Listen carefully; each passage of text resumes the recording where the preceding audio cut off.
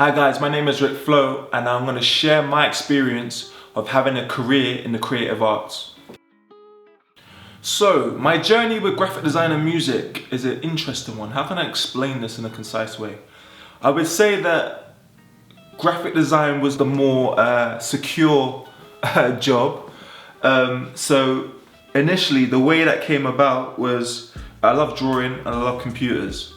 Put the two together, obviously there's multiple possibilities from that. You could be an architect, you could be I don't know, a furniture designer, whatever. But for me, because I love music as well, I was always fascinated with the idea of doing graphic design for music. Whether that's the artwork, whether that's how you see an artist represented on social media and their branding and their logo, to even music videos. So that was kind of like the inkling I had when I was a kid. So I followed that pursuit. I went to the Arts Institute and studied, I think it was called Art and Design.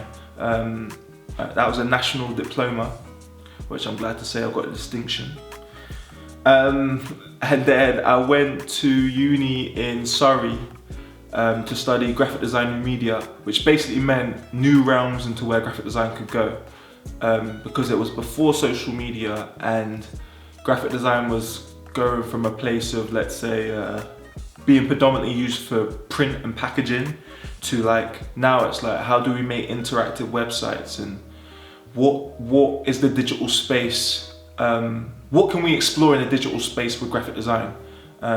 So that was quite interesting. Although it felt like the course might have seemed a bit directionless at the time, what I appreciate when I look back is that it gave us room to explore where it could go, and that's where I got my first taste for like video, which I'm in a place now where I do my own music videos a lot of the time, or I can direct the videos and then I get a videographer to help me. And that was all nurtured from my interest in graphic design and video, and just trying to understand how to make professional imagery like I see from other artists. So that gives you an insight into my journey of graphic design and music. I would say, to explain how I actually make it work as a living, graphic design, as I said, was the more secure route. So I did graphic design. I was in a design company for 3 years. So initially I got an internship after I left uni. 2 internships actually. And then after the internships, I realized that I felt more interested in animation, because I essentially did the internship as a creative, just a creative or just a graphic designer. And I found that I was more excited when I was doing animation, and it felt like to the companies I was more of an asset when I was doing animation.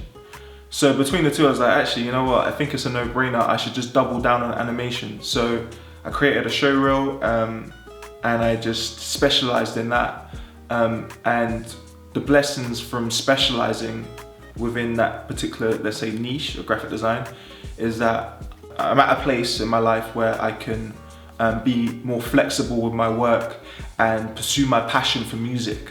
To pursue music fully, to be honest, it's from friends that I know that have tried it, it's hard. Like, you know, just like, yeah, it's just hard. Because before, if you didn't get signed, then it's like, oh, there's no hope.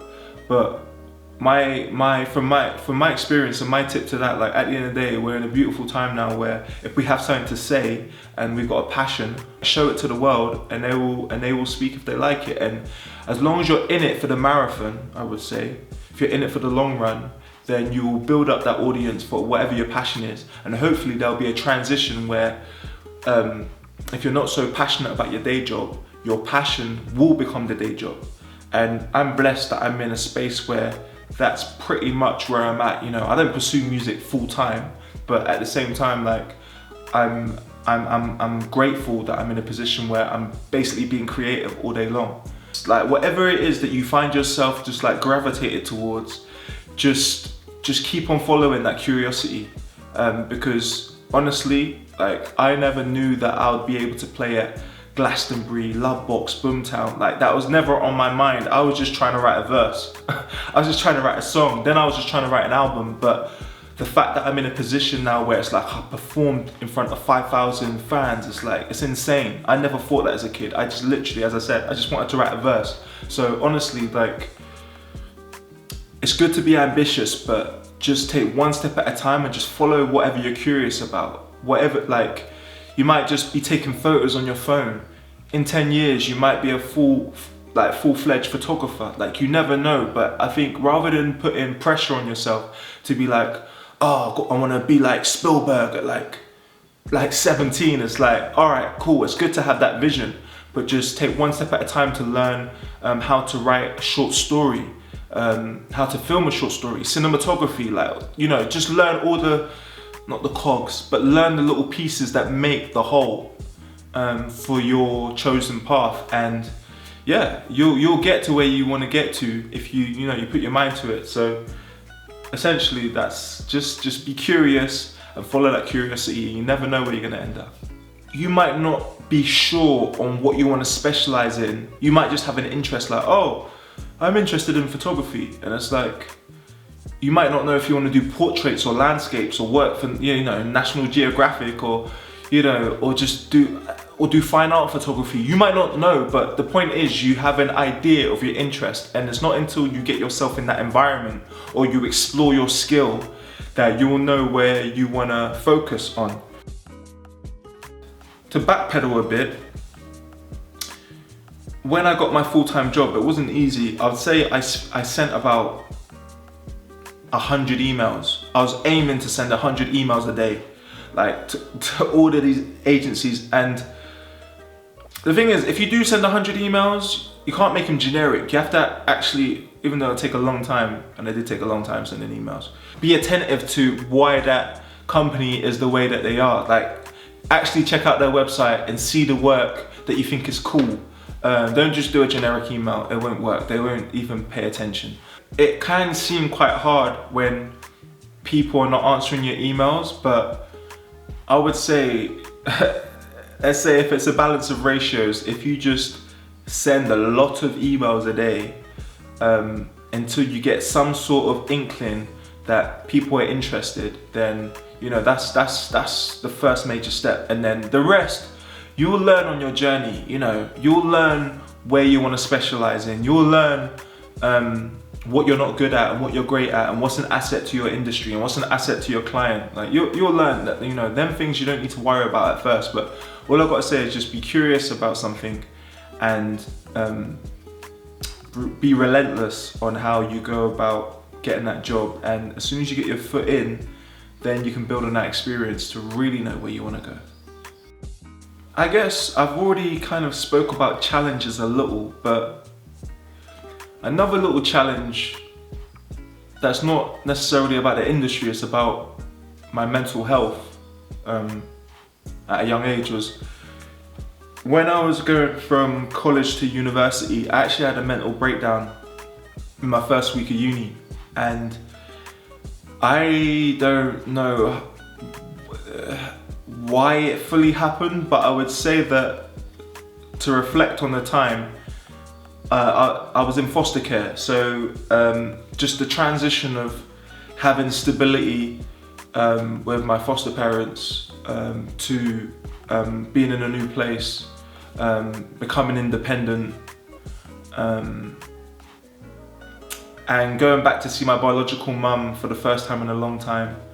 I think there was just I had a lot of emotions, and I was thinking about a lot of stuff which I didn't know how to handle, and I think that's why I had a mental breakdown, and I had to have a gap year and just relax, essentially, and just get better. And then I went back to uni, and at the time, to be honest, I wouldn't have been so open to tell people this, because I felt that it could affect my future.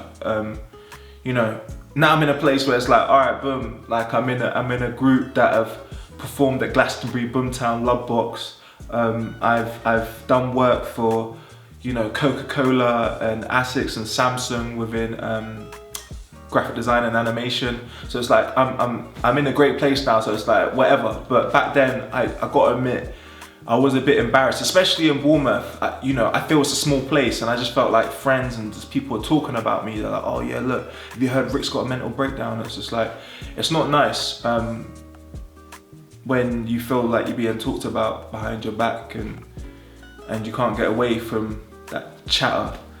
You know, all of that stuff's temporary. You know, it's not, it hasn't affected my career. And I would say to help you guys, if you feel like pressure for whatever reason in your circumstances, sometimes what I've learned from that lesson, let's say, is that you just need to take a break.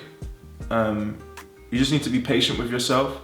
That gap year, all I literally did, I got like a part-time job, like doing, like, I don't know, handing out flyers for a club and doing some random promotion jobs. But what I nurtured in that time was just my friendships. I really started to nurture my my pursuit for music.